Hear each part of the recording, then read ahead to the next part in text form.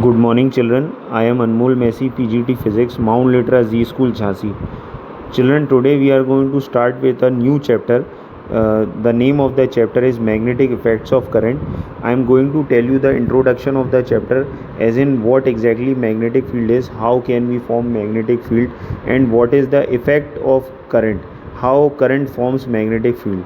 So let us start with the chapter. First of all, we will start with magnetic force. So this is the first topic, which is magnetic force. So let us discuss what is magnetic force. Magnetic force actually depends on charge, number 2 velocity, number 3 magnetic field. So if we write all three factors, that is F is directly proportional to Q, F is directly proportional to V, F is directly proportional to B, and we combine all three factors, then we will get F is proportional to QVB. Okay, and if we remove this proportionality sign, and if we put the equal to sign over here, so our formula would become F is equal to QVB. So magnetic force is equal to QVB. The vector form of the equation would be F vector is equal to Q V vector cross B vector. Why? Because V is actually a vector quantity, magnetic field is again a vector quantity, and we are multiplying two vector quantities. The result is also a vector quantity. Hence, it is supposed to be a cross product. Now, if we remove this cross sign and we remove this vector sign, then we would get F is equal to QVB sine theta. Okay. Now let us discuss some special cases related to this. Case number 1 is if the charge is at rest. Okay, if the charge is at rest, that is the velocity would become 0, then F is equal to QVB sine theta, and in case the velocity is 0, our force would become 0. So if we are going to place a stationary charge in magnetic field, it would not experience any force and it would remain stationary. Now let us discuss case number 2. As far as case 2 is concerned, it is if the charge enters along the magnetic field. If the charge enters along the magnetic field. What does this along means? That is, the charge is entering parallel to the magnetic field. If the charge enters parallel to the magnetic field, obviously the theta would be 0. So F is equal to QVB sine theta, but theta is 0 and sine 0 is 0. Therefore, force would again be 0. So the charge would pass through the magnetic field undeflected. That is, it would not even get deflected. It would go as it is going. जैसा जा रहा है वो charge वैसा निकल जाएगा. It would not be deflected. Okay, let us discuss case number 3 now. If the charge enters perpendicular to the magnetic field, that is, अगर हमारा charge जो है that is entering normally to the magnetic field, then theta would obviously become 90 degree. Then our force is QVB sine 90, and sine 90 is 1, so force would become QVB, which is the maximum force. So it would be experiencing the maximum force then. So if we want our charge to experience the maximum force, then it should enter normally to the magnetic field. Now let us discuss about magnetic field also. So magnetic field B is equal to F upon QV sine theta. From where have we got this formula? Since F was equal to QVB sine theta, so we have put B as subject, and B becomes B is equal to F upon QV sine theta. And if we want to define B, then we can use this expression also for that. If we take Q as 1 coulomb, velocity as 1 meter per second, and theta is 90 degree, then B would be equal to F.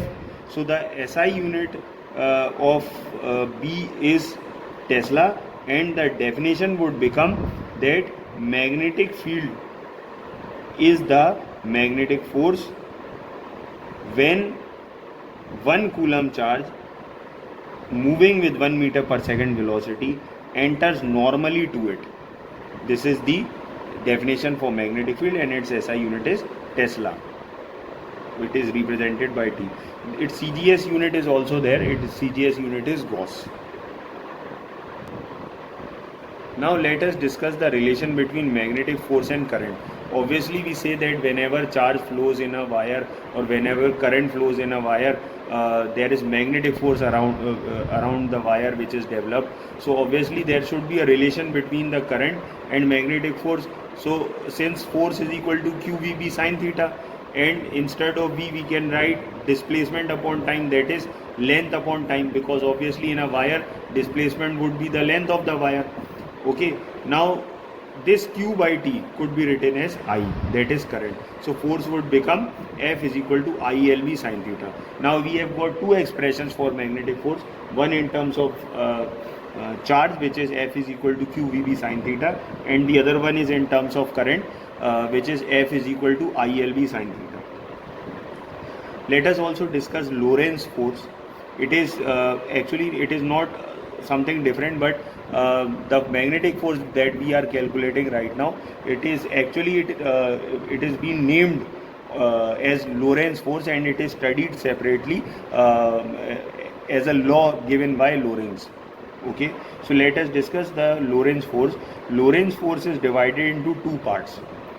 Okay, it is one and the same thing which we have studied earlier. There is nothing new, but in a better way we are going to study what Lorentz has said about the force.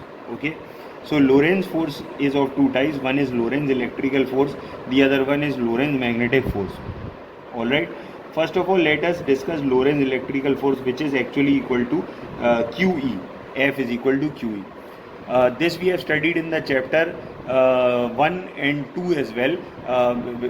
In the unit of electrostatics, we have studied that whenever a charge is placed in electric field, it experiences the force F is equal to QE, because of which it gets accelerated in the direction of electric field if in case it is a positive charge, and it accelerates opposite to the direction of electric field if in case it is a negative charge.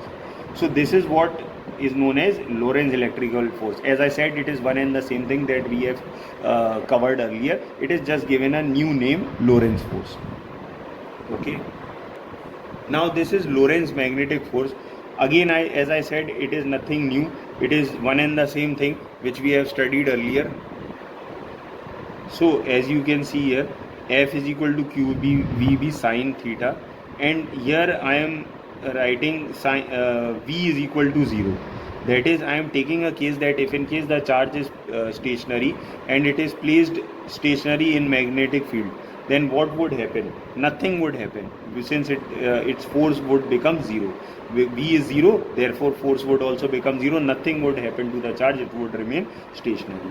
So we can say that if a charge is placed, Lorentz magnetic force states that if a charge is placed stationary in magnetic field, it does not experience any force.